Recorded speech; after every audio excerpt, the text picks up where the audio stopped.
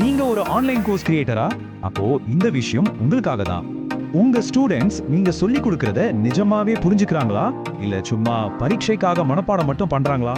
வாங்க இத பத்தி கொஞ்சம் ஆழமா பார்க்கலாம். இது உங்க டீச்சிங் ஸ்டைலே மாத்தக்கூடிய ஒரு முக்கியமான பார்வை. கொஞ்சம் யோசிச்சு பாருங்களேன். நீங்க எவ்வளவு நேரம் எவ்வளவு எஃபர்ட் போட்டு ஒரு கோர்ஸை உருவாக்குறீங்க. ஆனா ஃபைனல் எக்ஸாம் முடிஞ்ச அடுத்த செகண்டே ஸ்டூடெண்ட்ஸ்க்கு எல்லாம் மறந்து போகுது. இது உங்களுக்கு எவ்வளவு பெரிய ஏமாற்றமா இருக்கும். அவங்களுக்கும் எந்த பிரயோஜனமும் இல்லை. இது ரொம்ப காமனான ஒரு பிரச்சனை தான். ஆனா கவலைப்படாதீங்க, இதுக்கு ஒரு சூப்பரான தீர்வு இருக்கு. இந்த பிரச்சனைக்கு ஒரு பேர் இருக்கு, மனப்பாடம் பண்ற பொறி, அதாவது the rote learning trap. இதுல என்ன நடக்குதுன்னா, ஸ்டூடெண்ட்ஸ் விஷயங்களை தனித்தனி துண்டுகளா பார்க்க ஆரம்பிக்கிறாங்க. அதோட அர்த்தத்தை புரிஞ்சுக்காம சும்மா ஷார்ட் டேர்ம் மெமரியில போட்டு வச்சுக்கிறாங்க. அதனாலதான் பரீட்சை முடிஞ்சதும் எல்லாமே காலி. சரி, இந்த ட்ராப்ல இருந்து வெளியே வர்றதுக்கு ஒரு பவர்ஃபுல்லான வழி இருக்கு. அதுதான் கான்செப்சுவல் லேர்னிங், அதாவது கருத்தியல் கற்றல். இது சும்மா தகவல்களை அள்ளி தெளிக்கிற மாதிரி இல்லாம உண்மையான ஆழமான புரிதலை உருவாக்குற ஒரு கலை.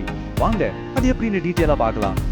சிம்பிளா சொல்லணும்னா, நம்ம மூளை தனித்தனியா இருக்கிற தகவல்களை விட உன்னோட உன்ன கனெக்ட் ஆகி இருக்கிற விஷயங்களை தான் சூப்பரா ஞாபகம் வச்சுக்கும். இந்த கருத்தியல் கற்றல் என்ன பண்ணுதுன்னா, எல்லா தகவல்களுக்கும் நடுவுல ஒரு கனெக்ஷனை, ஒரு நாலேஜ் வெப்பை உருவாக்குது. இதனால அவங்க கத்துக்கிறது ரொம்ப ஆழமா, ரொம்ப நாளைக்கு மனசுல நிற்கும். இப்ப இந்த டேபிள பாருங்க, வித்தியாசம் உங்களுக்கே புரியும். ஒரு பக்கம் மனப்பாடம், இன்னொரு பக்கம் புரிஞ்சு படிக்கிறது. மனப்பாடம் பண்ணா சும்மா ஞாபகம் வச்சு ஒப்பிக்கலாம். நான் கான்செப்சுவல் லேர்னிங்ல கிரிட்டிக்கலா யோசிக்க ஆரம்பிப்பாங்க. மனப்பாடம் பண்ணா அறிவு அந்த ஒரு டாபிக்கோட நின்னுடும். ஆனா புரிஞ்சு படிச்ச அறிவு எங்க வேணாலும் அப்ளை பண்ணலாம். ஒண்ணுல ஸ்டூடெண்ட்ஸ் பாசிவா இருப்பாங்க, இன்னொன்னுல ஆக்டிவா கேள்வி கேட்பாங்க. இதுதான் உண்மையான ஸ்கில். சரி, தியரி எல்லாம் ஓகே. இது நிஜத்துல பிராக்டிக்கலா எப்படி வேலை செய்யுதுன்னு சில உதாரணங்களோட பார்க்கலாமா? ஆன்லைன்ல நாம அதிகமா சொல்லி கொடுக்குற சில சப்ஜெக்ட்ஸே எடுத்துக்கலாம் வாங்க. முதல்ல லாங்குவேஜ் ஆர்ட்ஸ், அதாவது நம்ம மொழி பாடங்கள். ஒரு கதையையோ கவிதையோ சொல்லி கொடுக்கும்போது சும்மா கதையை மட்டும் சொல்லிட்டு போகாம எப்படி ஒரு ஆழமான புரிதலை உண்டாக்க முடியும்? இங்க பாருங்க, மனப்பாட முறையில கேரக்டர் பேரு, கதையில என்ன நடந்ததுன்னு ஞாபகம் வச்சுப்பாங்க. ஆனா நம்ம கான்செப்சுவல் முறையில அந்த கேரக்டர் ஏன் அப்படி நடந்துக்குச்சு, அவங்க மோட்டிவேஷன் என்னன்னு அனலைஸ் பண்ணுவாங்க. சும்மா இலக்கிய உத்திகளை கண்டுபிடிக்கிறதுக்கு பதிலா அந்த உத்தி எப்படி ஒரு அர்த்தத்தை உருவாக்குதுன்னு விளக்குவாங்க. இதுதான் கதையில என்ன நடந்ததுன்றதை தாண்டி ஏன் நடந்ததுன்னு யோசிக்க வைக்கிறது. அப்பதான் அவங்க அந்த கதையோட ஆன்மாவையே புரிஞ்சுப்பாங்க. இந்த ஒரு திறமை மட்டும் வந்துடுச்சுன்னா அப்புறம் அவங்க படிக்கிற எந்த கதையா இருந்தாலும் சரி, பார்க்குற எந்த சினிமாவா இருந்தாலும் சரி, அதை ஒரு புது கோணத்துல பார்க்க ஆரம்பிச்சிடுவாங்க. அடுத்து நம்ம எல்லாருக்கும் கொஞ்சம் பயம் காட்டுற சப்ஜெக்ட் கணக்கு. ஃபார்முலாவை மனப்பாடம் பண்ணு, கணக்க போடுன்னு சொல்லாம எப்படி கணக்க ஒரு லாஜிக்கல் கேம் மாதிரி மாத்துறதுன்னு பார்க்கலாமா? நார்மலா ஃபார்முலாவை மனப்பாடம் பண்ணி ஸ்டெப் பை ஸ்டெப்பா கணக்கு போட சொல்லுவோம். ஆனா கான்செப்சுவல் முறையில அந்த ஃபார்முலா முதல்ல எப்படி உருவாச்சு, அது ஏன் வேலை செய்யுதுன்னு புரிஞ்சுக்க வைப்போம். வெறும் விடையை கண்டுபிடிக்கிறது மட்டும் இல்லாம அந்த கணக்குக்கு பின்னாடி இருக்கிற லாஜிக் அவங்க கத்துக்கிட்டாங்கன்னா நாளைக்கு எந்த ஒரு புது பிரச்சனையும் தீர்க்கிற அளவுக்கு அவங்க யோசிக்க ஆரம்பிச்சிருவாங்க. சொல்ல போனா நாம அவங்களுக்கு ஃபார்முலாவை மனப்பாடம் செய்ய வைக்கல, ஒரு பிரச்சனையை எப்படி அணுகணும்னு கத்து கொடுக்கறோம். மீனை பிடிச்சு கொடுக்காம மீன் பிடிக்கவே கத்து கொடுக்கற மாதிரி தான் இதுவும்.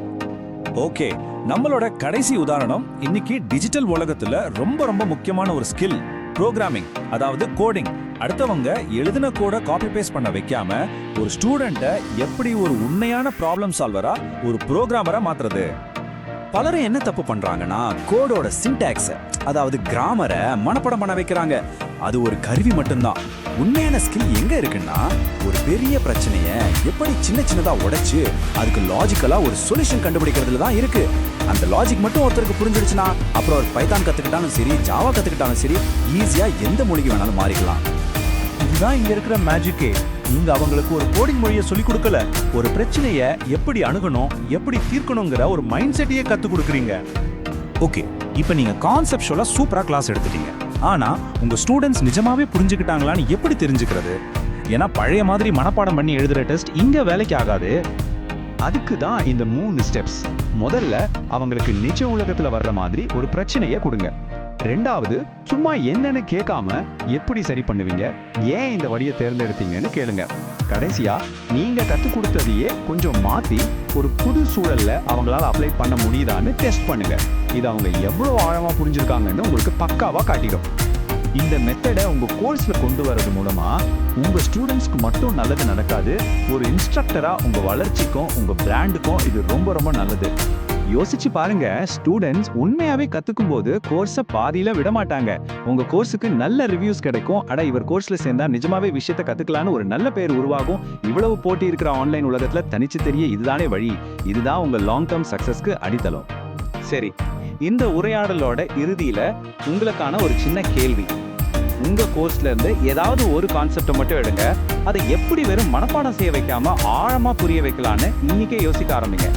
அந்த ஒரு சின்ன மாற்றம் கூட உங்க மாணவர்களோட கற்கும் அனுபவத்துல ஒரு மிகப்பெரிய தாக்கத்தை ஏற்படுத்தும். முயற்சி செஞ்சு பாருங்க.